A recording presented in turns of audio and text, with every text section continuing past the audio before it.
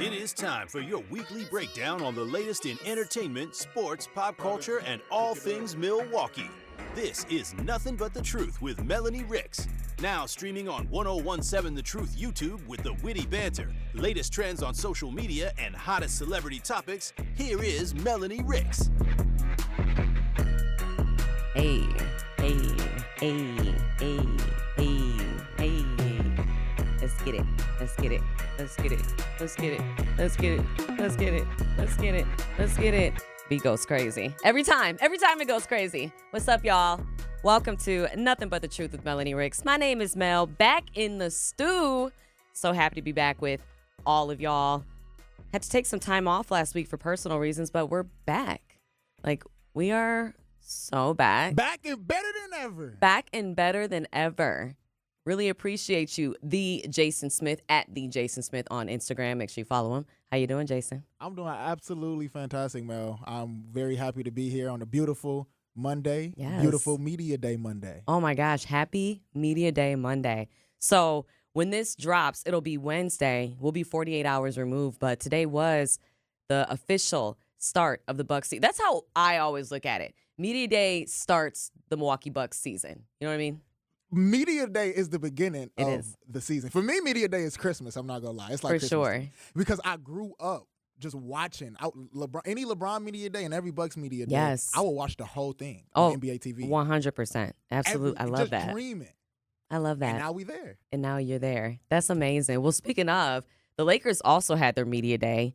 How crazy is it seeing LeBron and Bronny? I'm so happy for them. I love it. I do too. I love it. I can't get enough. People be hating. Nepotism. You know what's so funny about that? That's not a thing. Like, it's a thing, but like, nepotism can't get you the skill that you need to make it to the league. I'm sorry. Nepotism can get you through a lot of doors. It's giving, sure, maybe if all of a sudden they announce Bronny as GM, it's giving, okay, well, let's talk about that. But that's not what this is. This man was drafted by the Los Angeles Lakers, and they weren't the only team looking at him. You feel me? The fact that NBA players like Paul George, like Drew Holiday, multiple NBA players came out and said, no, this Draymond Green, Yes. this kid actually has NBA level skill. Yes. Like this dude Yes. actually can play. It's not just because his dad is LeBron. No, it's not. Not at all. And I don't think y'all understand. Bronny was he was one of the top players, high school players in the nation. You know what I'm saying? His senior year. And that's not an easy thing. Again, like, the competition out there is fierce, to say And the least. California, too. And in California. Come on now. Yeah, nah. It's so funny hearing people talk, hearing the haters talk, because I feel like haters both, like, they fuel us, but then they can also deplete us. You know what I mean? Like, today's topic, we're going to be talking about, body dysmorphia is the overarching, like, I guess, topic or umbrella for the conversation, if you will. But there's so many layers to that. And the first one is the power of words. Think about the idea of Bronny James not fulfilling this destiny, that this path that has been laid out before him. Because Bron said when Bronny was a kid, he said, that man is going to the league. That kid is going to the league one day. You know, that was a prophecy. And look at him now. And I think that's a beautiful thing. But words are strong. Thoughts become things. And I genuinely feel, you know, if y'all want to talk about LeBron getting his son into the league, I think he manifested his son into the league. I don't think he got him in through nepotism. You know what I'm saying? And again, the Lakers weren't the only team looking at Bronny. Trust me, they weren't. And imagine if Bronny had let the power of words from the haters, from those who didn't believe in him, in his dream. Imagine if he had let that be what's, seeped into his mind, and that was what dictated his future. We wouldn't be having this discussion. First off, we wouldn't be talking about the history that we saw today, which was the first ever father-son duo in the NBA taking part in their first ever media day together. That is a blessing. But just imagine if he listened to the haters. Honestly, could you imagine? And it goes to show you just how strong Bronny's faith is in himself, and then LeBron's faith is in his son, and the fact that he was able to say something and not only manifest it to be, but he helped his son get there. You know, we've heard that LeBron spends millions on his body, but you have to when you're at that level. This man is playing at an elite level still at his age. And the fact that he's almost 40. Yeah, he's going to be 40 in a soon. month or two. Oh my gosh. Oh, that's his so birthday crazy. is like December, I think. That's so LeBron's going to be 40 soon, and this man is still playing at such an elite level. First off, he's been all-star captain for the last I don't know how many years. You know what I'm saying? And he still is somebody who, if he went out on the free agency market, I think it's safe to say every team would want to there are a few players that every team would want. He's one of them. And it's not just because his name is LeBron James. We know what comes with that, but there's more than just the name that comes with that. And I'm sorry, his kid or not, if he says Bronny James is good enough for the NBA, guess what? GOAT. I believe you. Why would we think we know more basketball than LeBron James? I'm sorry, sir. What? Okay, Monday morning quarterback. But for real, thoughts do become things. And so when it comes to body dysmorphia, it's a tricky subject, Jason. And I'm so happy I'm having this conversation with you, a guy, because I actually think that men, I don't want to be unfair and say that, one gender is more affected than the other. But I do think that men in subliminal ways are told what they should look like, how they should act, you know what I mean? The type of man they need to be. And a lot of that has to do with body image or just image overall. I'm curious, when it comes to you and the guys in your life, are there any examples of, words changing the way that somebody looks at themselves in the mirror from your perspective? Because as a woman, oh my gosh, the messages have been both subliminal and slapped in our faces. You know what I'm saying? Like, you see jokes on the Disney Channel about bulimia and just the craziest things that I saw growing up, where I look back now and I'm like, I clutch my pearls. I'm like, how was that allowed? But it was so normalized. So I'm curious for you, you're in your mid-20s, you're a guy. Were there ever any examples that you saw in your life of you and your homies hearing something and then suddenly y'all think, oh, that's how I have to be? Yeah, without question. And I think a lot of it happens subconsciously. I don't even think, for example, if I'm growing up and I'm hearing, oh yeah, a man is supposed to, I don't know, have biceps like this. A man is supposed to have a six-pack. Great example. A man is supposed to have a clean cut. A man, and you hearing all this stuff in your head, especially what if as you a don't kid, have that? You am I doing something wrong? No, for real. Or am I not a man? Am I not a man? Am I not man enough for this? Right. An example that I definitely have is one of my cousins. So I got cousins they all male, and they all heavy set. Okay. And they was hearing their whole life by parents, by a whole bunch of people about how fat they are, and it'd be in a joking way. It wouldn't be to intentionally tear them down. Of course not. It's never. But however, the word, you still saying those words, and even it's truth in all good jokes. Right. So obviously you mean a little bit of that. Right. You feel what I'm saying? So Right. and when it comes to them, and as we got older, then I start realizing that a couple of them were a bit ashamed of their weight and would literally tell other people, including me, man, dude, I'm not right. People not gonna like me like this. Boom, boom, boom. Just basically feeling insecure about themselves due to their weight, and Right. I think that it was programmed to them by parents and outside external factors. Absolutely. And social media has only made it worse, Oh let's my be God. honest. But it's everywhere, Jace. It's everywhere you look. I feel that Hollywood sets the standards for a lot of things, whether we realize it or not. And movies have been around since the mid to late 1800s. They've been around a lot longer than we realize. And before then, there were newspapers and magazines and stuff. Those things have been around for a long time as well. And before then, we still had the Olympics. I'm thinking of things that are still that are so modern, but also still date back, centuries. And those are things in which you are made to feel, and you're told this is the ideal example of a man. This is the ideal example of a woman. And oftentimes that can lead to a lot of psychological issues, whether we realize it or not. And for anyone who, has never had problems with body dysmorphia, God bless you for one. That's amazing. And you must have, you're probably a strong individual mentally, but then B, I would imagine you've got positive reinforcement around you. Because I think oftentimes, to your point, family, close friends, they can be the biggest culprits of this without even realizing it. Like you said, there's a joke thrown here and there. There's a little comment. You grab somebody's waist, like, oh, I see a little.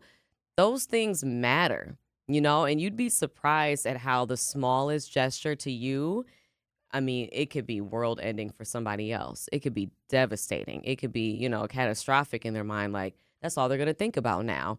I mean, growing up in the early 2000s, thin was in.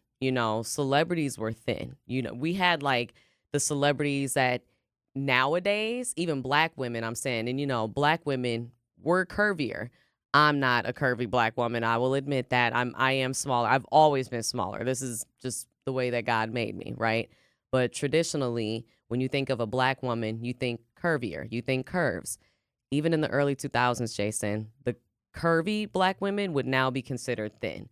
That's how thin women were back then. You feel me? Like, I can't even imagine the what we're seeing now, BBL. I'm like, you don't see as many BBLs anymore. Like, now we've learned how to get a BBL body in the gym. You feel me? Thank gosh for social media teaching us that kind of stuff. But you didn't see that back then. You didn't see women working out.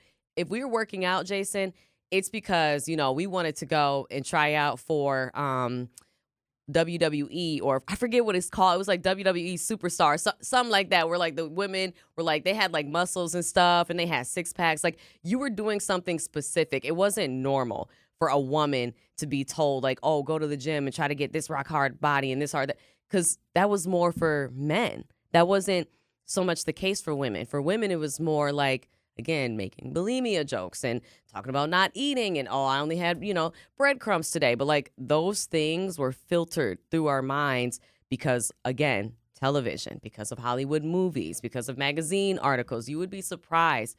There was a Barbie doll. I want to say, I know it was for sure in the 1960s. I don't want to venture a guess as to which year, but it was the early 1960s. This Barbie came with a book and came with a weight scale. I believe the scale was set at 115 pounds. The book said how to lose weight. Inside it said don't eat. Like, that was for a little girl.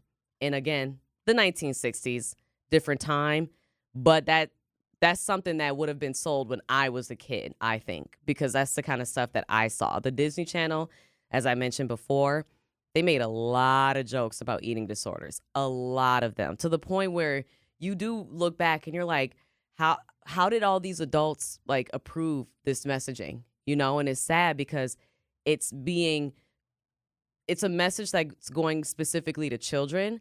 And unfortunately, similar to all this stuff that we're now learning about Nickelodeon, where you see all this inappropriate stuff, and as a kid, thought it was normal because that's just what we watched.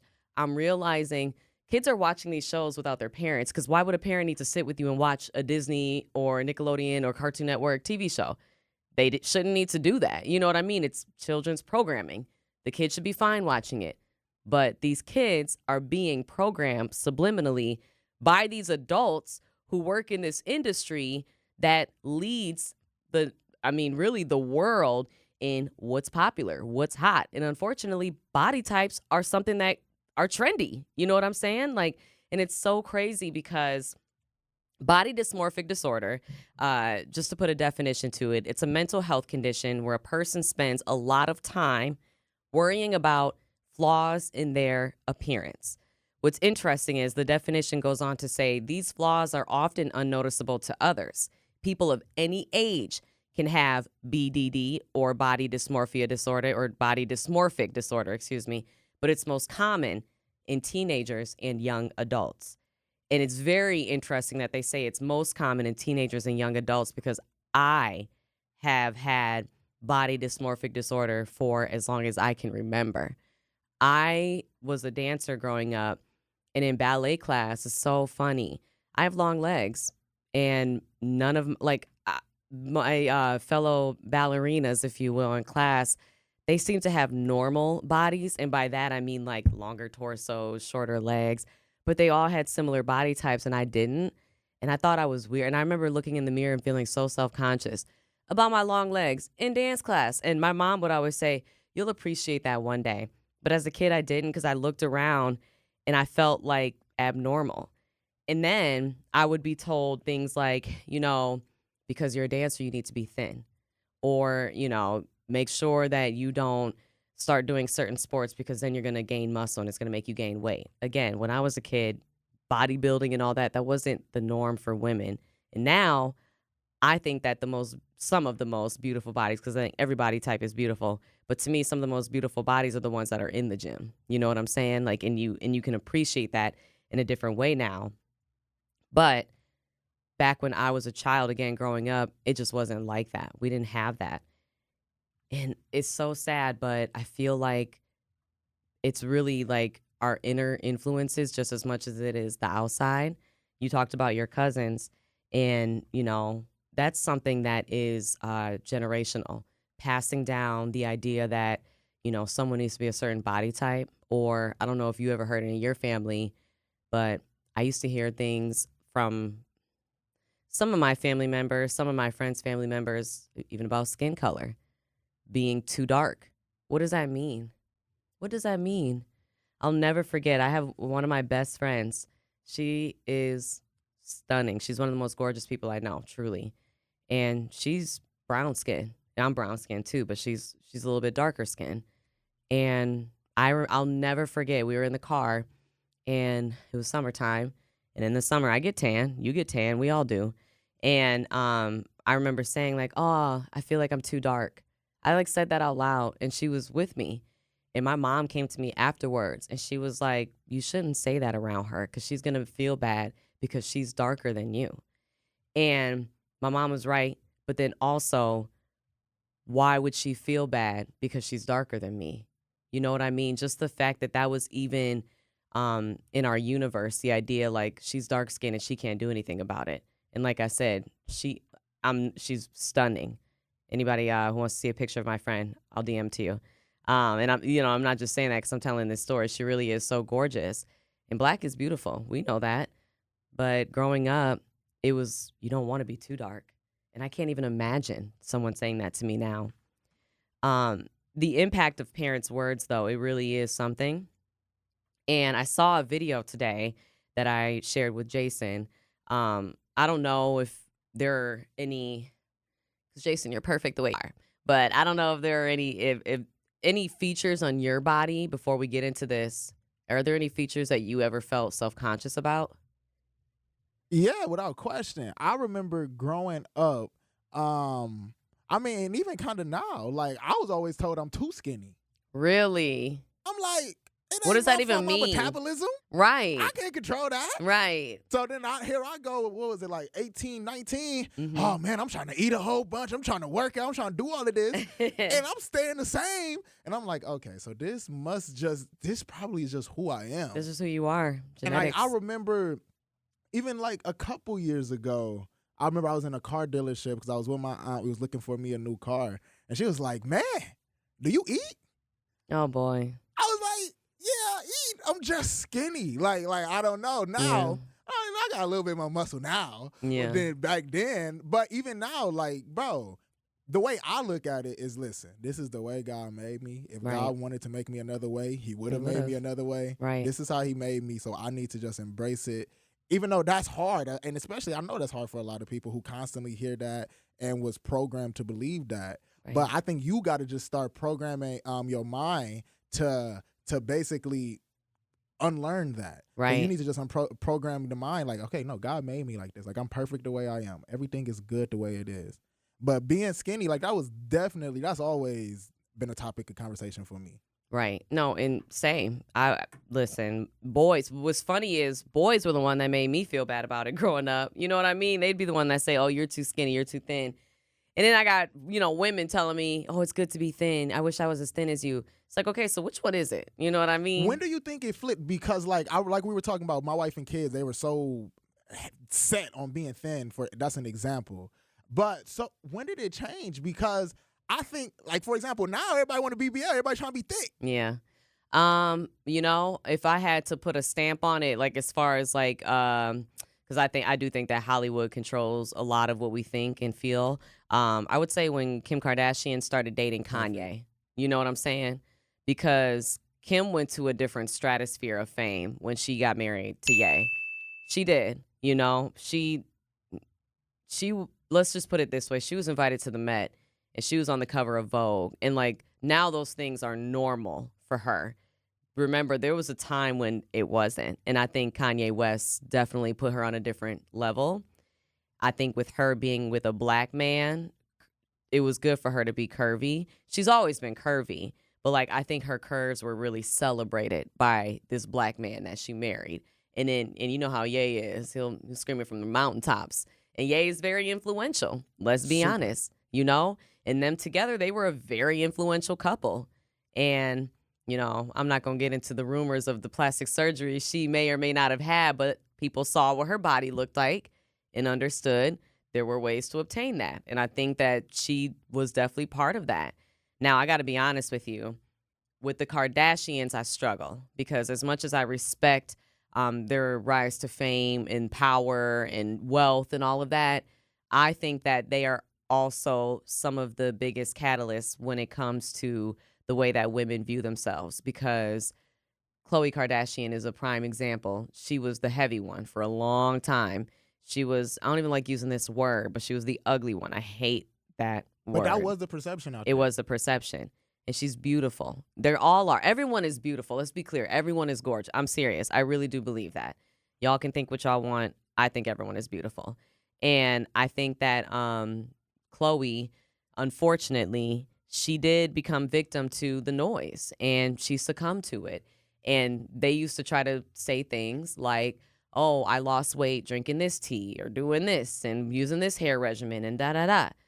They have money, so they have personal chefs, they have personal trainers, they have personal drivers, they have things, they have, you know, they are able to obtain certain things that normal people can't. And I'm being nice right now, Jason, because I'm trying to toe the line. I don't want to call people out, but I do think that for as celebrated as, you know, Kim Kardashian made curves, she's also the same woman who a few years ago bragged about not eating anything leading up to the Met because she wanted to fit into Marilyn Monroe's happy birthday JFK dress. You know what I'm saying? So she's been on both sides of it and they've been part of it for a long time. You know what I'm saying? So like, yeah, it's weird.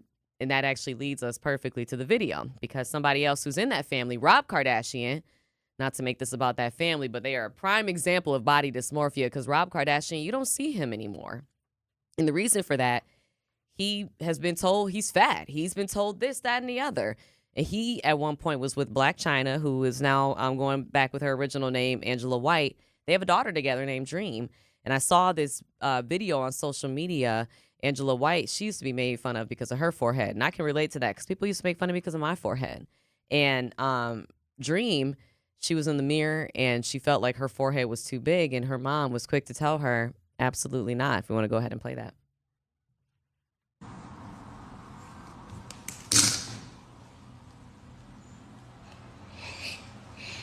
Dream, your forehead is not big. You have the cutest head shape.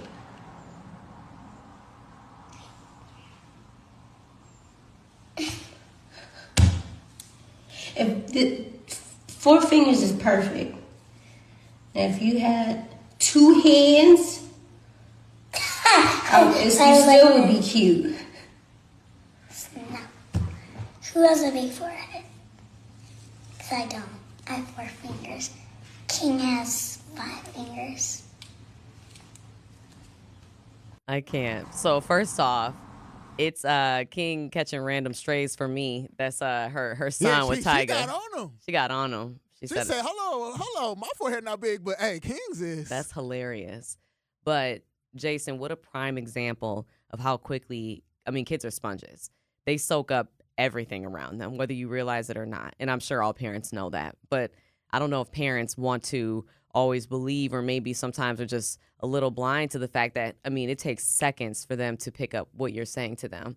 And just that quickly, Dream is measuring her forehead and Angela says, no, you don't have a big forehead. 4 fingers is perfect. And even if you did have a bigger forehead, she said, I don't care if your hairline's back here, you're still beautiful. And just that quickly, Dream echoed what her mom said to her and said, who has a big forehead?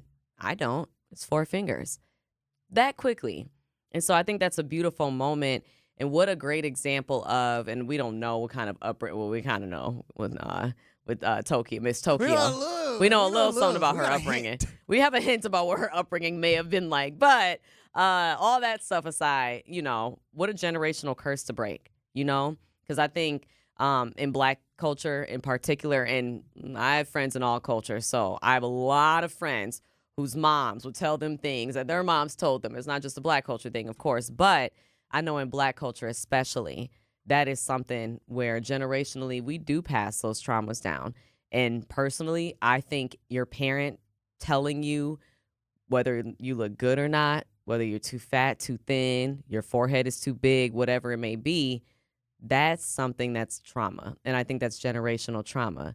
And if, you have a parent who's telling you like, oh, you need to lose some weight, they probably were at one point told that they needed to lose some weight. So I love that, she's quick to shut that narrative down, because how quickly could a parent be like, let's say that she was saying, oh, my forehead is big. And she'd be like, yeah, but you got a cute big forehead. It's like You that confirmed it. You confirmed it. You're not disputing it. You're not saying like, oh, no. And she immediately shut that thought down. And I really sincerely appreciate that. Now, when it comes to friends, how do you and your guys and your girlfriends interact in that regard? Because friends can also be just as cruel. And I use cruel, it's kind of a dramatic word, but I try to use it lightly because it is cruel when people come at you for what you look like, but they don't realize that they're being cruel. They don't realize the words, the impact that those words have. So I'm curious, how do you and your friends talk to each other in that regard? See, I think me and my guy friends, we never really talk about that. I can't lie. But with my female friends, with my women friends, oh yeah. Some of my female friends, they was telling me, man, you need to go into the gym. You need to eat something. And like, I don't take it personally. I really don't, because like, I do understand that I'm skinny. But why do they say that to you? What's the context? For example, I remember one time, it was cold outside, and I got locked out of my apartment. I went outside to go to the car to get something on my car. Yeah. I tried to go back in. I realized I forgot my key. Okay. So, and I know that one of my friends was there. So I called her, and I was like, yeah, come to the door. But, however, like, I had on some shorts, and I didn't have no shirt on or nothing. She was like, you need to eat something. Oh my gosh, I can't. So that's the context behind that. Yeah. So and me, I'm just laughing it off, and I'm just like, it's whatever. But maybe subconsciously that did creep in, because I swear, probably a couple weeks after that, here I am, trying to eat 5-6 meals a day. Right. So I do think subconsciously that plays in part. But me and my guy friends, nah, like I ain't gonna lie, we don't never talk about it. Right. That's interesting. Your girlfriends they probably think they're just looking out for you, or I don't know, maybe they just feel that comfortable with you that they can say that kind of stuff. Because I could see, I could see myself saying something like that to a guy. Now I'm so aware of that stuff, but not that, it wasn't that long ago that I also was saying offhanded comments like that and not meaning any harm, just saying, almost like a kid, like how kids just kind of say it how it is with your friends, especially when they're friends that you've known for a long time. It's so easy. Come on. And, some people call it ribbing. Like, think about that in Black culture. Getting and that's normal. In Black culture, that's normal. But, again, thoughts become things.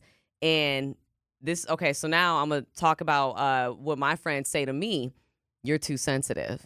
And it's like, but if I'm sensitive, then why can't you, in a sense, like change a bit how you come at me? You know what I'm saying? As opposed to telling me I'm too sensitive and trying to, expect me not to, because I think sensitivity, sure, you can grow thicker skin. You can learn how to combat that and ignore it. But some people are just built like that, where they're just sensitive. So it's like, why do I have to get tougher in order to take the blows? And why can't you just stop throwing daggers at me? There's a big difference in changing how you do something and changing who you are. So, for example, they can't tell you, oh, you don't be too sensitive, because that would mean that would change the way God made you. That would change who you are. Right. Now, it's easier to change how you do stuff. It's easier for that person to change how they approach you, how they talk to you, than it is for you to change who you are. 100%.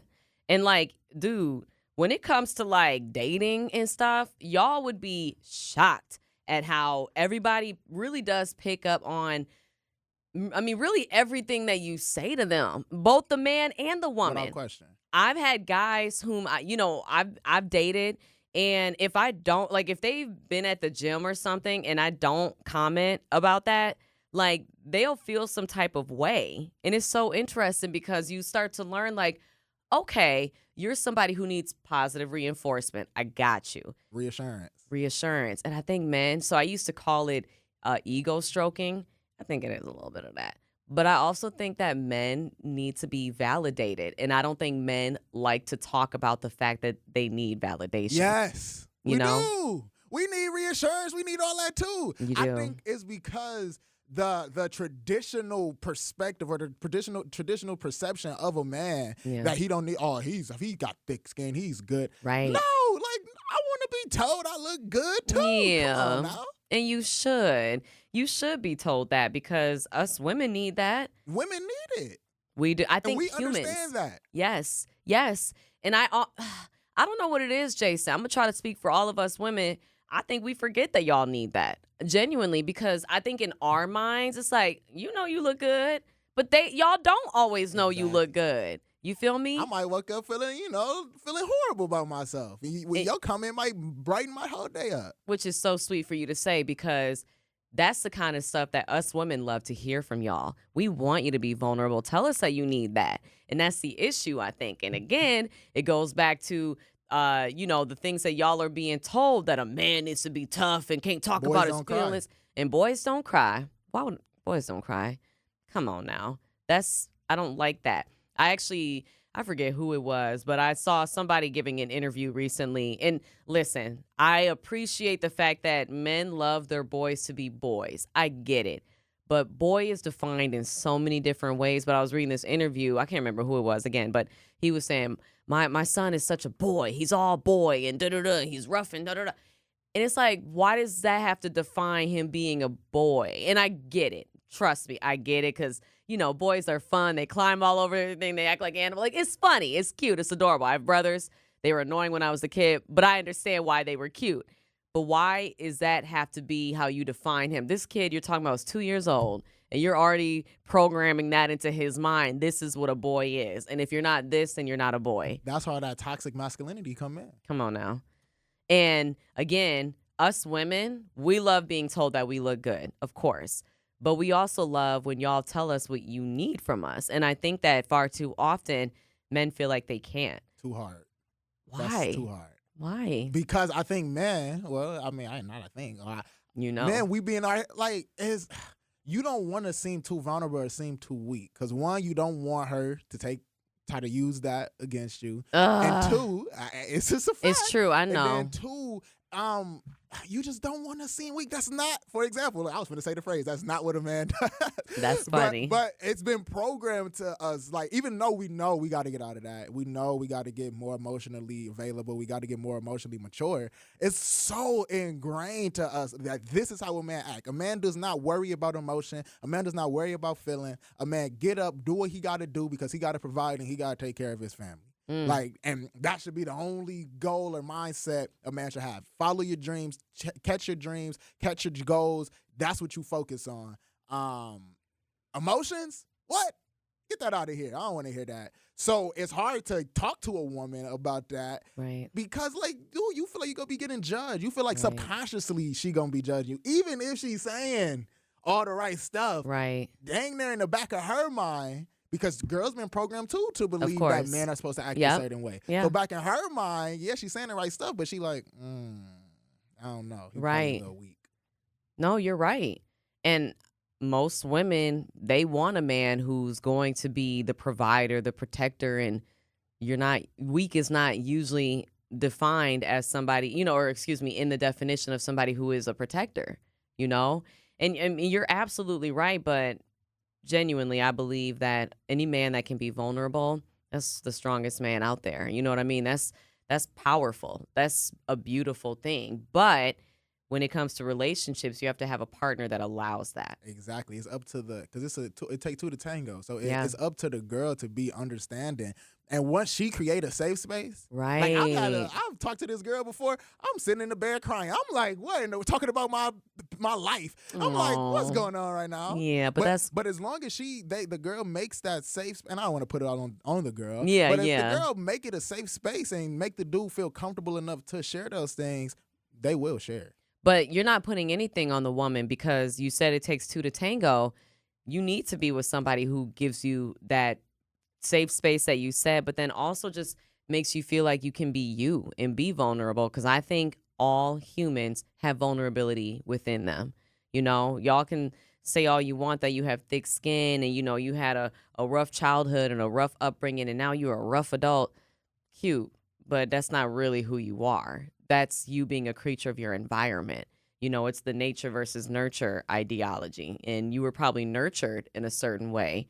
But what's your true nature? Are you ever going to really be happy if you aren't able to be yourself? And even the strongest person, man or woman in the world, needs that safe space, like you said, to be vulnerable at times. We all need that. It's a lot of work being strong. I think, and just thinking about it, one of the things that she kept saying that made me feel safe is she kept saying, "There's no shame. There's no shame. No I love shame. that. You can say what you want. You can. It's all good. There's no shame." And I think shame is a big reason why not just men and women, they Right. don't want to. You don't want to be judged, be like you as said. emotionally available because of shame. Of course. Like you said, you don't want to be judged because they're used to that, It's also kind of embarrassing. Like, I know that us women are more emotional by nature, like, and I do genuinely believe that. I think believe that. men can be too, but I think women really do lead with our hearts more than anything at times. We can't help it. It's who we are. But like, even for us, it's embarrassing to be vulnerable and be open and honest with guys. It really is, because when you get to that certain place of vulnerability, you can't go back. They're always going to know that side of you. And so for you to be with someone who allowed that, and then for her to be comfortable enough, not only with you, but also herself, and know that she can handle that, I think that's a beautiful thing. Because going back to you saying, men don't want to show certain emotions because you don't want it to be weaponized against you. That's a powerful thing that you said there. And that's a powerful thing that many men have discussed. And I'm going to speak for women right now. I don't think that more often than not, we realize that we are weaponizing. Some women do it intentionally, which shame on y'all. You know who you are. You should never do that to a human, period. I don't care who that human is. Don't ever weaponize somebody's emotions and something that someone shared. Don't, you know what I mean? Because you want to talk about cruel. That is cruel. Because think about how much it took for that person to even tell you that. up. Come on. I could have just kept that in. Right. So, yeah. So that was powerful what you said. But like, I genuinely, not trying to make excuses, like I've been with men who have had to tell me, hey, I opened up to you about that, and I do kind of feel like you used it against me in a way. I'm like, wow, I didn't realize that I was doing that. And it could have been through my actions, or, oh, now I know this about you, so I feel like I can say this or I can do that. And it's not about me weaponizing. It's just, oh, because I know this about you. And it's like, but I didn't tell you that for you to be able to change the way you treat me or talk to me. I mean, obviously it'll change in the sense of you now know this side of me, but don't use that to your advantage and my disadvantage. And this is me speaking for the man. And that's the kind of thing, Jason, going back to the whole like being vulnerable and opening up. I think it's important for women or for men to communicate with women who they feel are doing that to them, because that woman can learn from that. You know what I mean? I feel like we're all in each other's lives for a reason. Even if you're in a situation where you're dating this person and it's not your forever person, that's okay. There's still something of value you can take away from that. I don't think it has to be, she weaponized this against me and now I'm embarrassed or whatever, and now we got to break up because I can't even. But it's like, no, talk to her about that. And even if it still leads to a breakup, as is life, there's probably only going to be one relationship that ever works out for everyone, because that's life, you know. But I still think that there's something to be learned from that, and that's where I, ask men out there to be willing to open up to a woman who they feel has used their vulnerability against them. Because again, you'd be surprised. Again, some women are intentionally cruel and will do that, and men too. Humans be humaning. But I think we do not know always when we are doing that to y'all. I think a lot of it's subconscious. And that's why I think the only real scenario, the only real solution is reprogramming our minds. And that's why I think it's going to take, honestly, some generations before the human race is reprogrammed. How do we reprogram? Because we are just so conditioned to have those thoughts. Men, the thoughts that men have of themselves and that they have of women and vice versa. We are so conditioned with these thoughts. Like you say, you subconsciously do it without even realizing it. Right. And men do stuff subconsciously without realizing it until we gain that awareness. Right. So if like you saying, entertainment, if these different platforms can big up the awareness of these problems, of these toxic issues, I think the next generation gonna look at it and realize, been there, done that. Right. That don't work. And break the cycle. Break the cycle. You know what I mean? Break that generational curse. Shout out to Angela White. I think that's a beautiful thing. I don't want any of my kids to ever. Like, genuinely, Jason, I feel like that's why I'm 33 and I don't have kids yet, because I don't think that I would have emotionally been ready for that. You know what I mean? It's a tough one. It is tough. It's really tough. And I know not everybody has the same situation, but I thank God that, I'm not a parent. Like, I can't wait till I get to that point in my life. But I thank God that I haven't been a parent to a human child yet. I have fur babies. But, I'm glad that I haven't been, because I can't imagine raising a kid with the mindset that I had, in my 20s. And, even I'm still learning. I'm learning every day. You know what I mean? There are still things that my friends have to say to me, hey, I didn't like the way you said that, or did you know that you said this? And it's like, wow.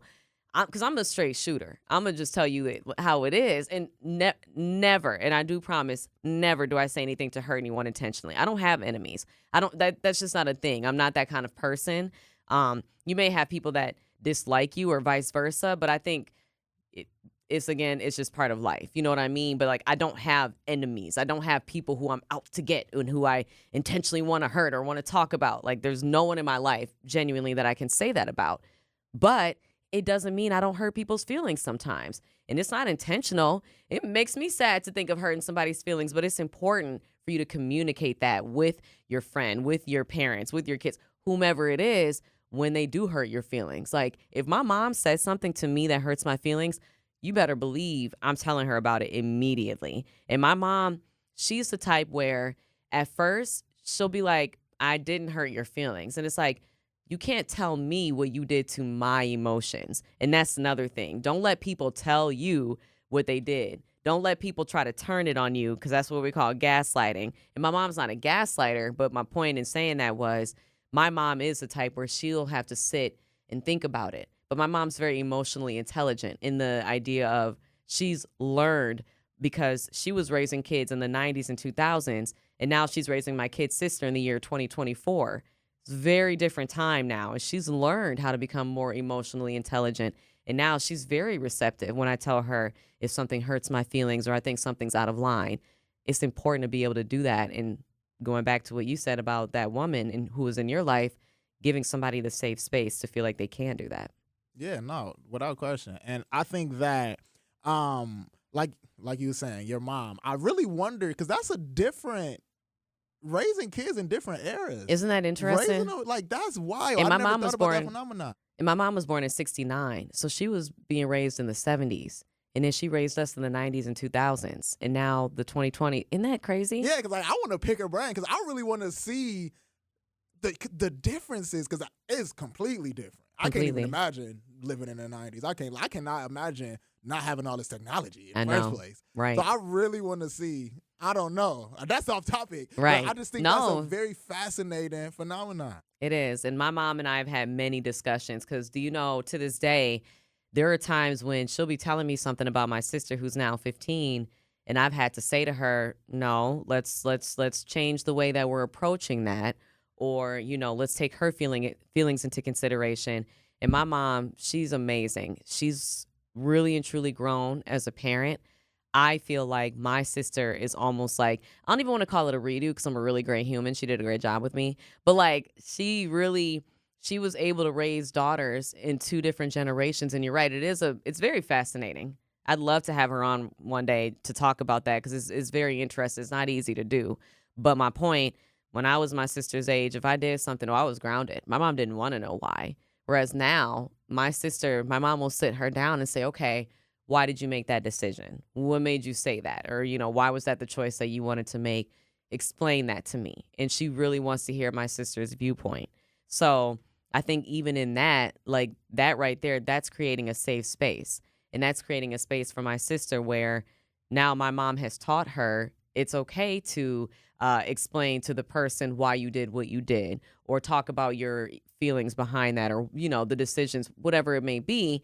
And I think my sister is a great communicator because of that, and it has a lot to do with the way that my mom's raising her. And again, the growth that she has had as a parent. And that's not easy. I could see parents doing the same thing. Oh, because again, that's that generational, link, or, the cyclical behavior that a lot of us are programmed to do. And I think that, I'm meant to break certain things. And my mom has already done that with my kid sister. And I think that's really dope. And I look up to my mom because of that. Yeah, because now you get to help your mom basically because you can talk from real life experience Right. of being raised by her at that Right. age. And now, for example, now you seeing the progression and the evolution of your mom as a mom will only help you as a mom. 100%. Because you kind of, when you helping your mom co-parent, Yeah. your I am a co-parent. younger sister, you know what I'm saying? Yeah, I like, am. So now you getting them reps in. No, you know? facts. And that's probably why I'm not a mama yet. Because my sister, she does feel like my daughter sometimes. Because I was 18 when she was born. So, yeah. So she could be my daughter, It's so crazy. Let us know how, thoughts become things in your life and any experience that you have had. Again, the umbrella topic is body dysmorphia, but there's so many different things that go into that. There's so many different things that play a part in the way that we view ourselves, the way that we view people around us, the partners that we choose, the friends that we choose, the jobs, the workplaces that we enter. I think all of that really does factor in to who we are as humans.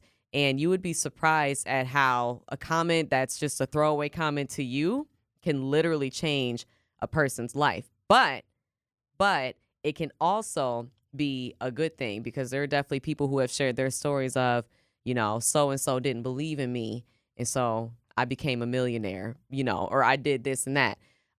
Lady, I kind of had an example like that. Please do. Hold on, let me change this camera. Well, my barber. Yeah. So listen, my barber, I've been going to this barber for forever. I'm talking like since I was probably like 5 years old. Sitting in a barber chair, and I tell him I'm about to have an interview with WTMJ. This was when I was still in college, trying to figure out what I'm gonna do. Yeah. And he was like, "Nah, man, they not finna hire you over there. You're not finna be able to get on no air. They not finna let you talk. They Your not barber finna let said you do that? I ain't been back to him since. I can't lie to you. I don't blame you. But what that did, that fire, it lit under me. Mm. And 3 weeks later, I was in WTMJ, and I ain't never looked back. Come on now. I love that. Wow, I love that, Jason. Dude, and thank you for saying that too, because I think people, they feel like there are toxic people in their life that they still need to, because that's their barber. That's who they've been going to for 10 years. So of course I'm going to go back. He just be talking. No, that's something in your ear that you don't need. That's energy that you don't need around you. And people will show you before they tell you who they are and how they feel about you. Because if he supported you, that would never come out of his mouth. You feel me? It would be only love. It would be only love.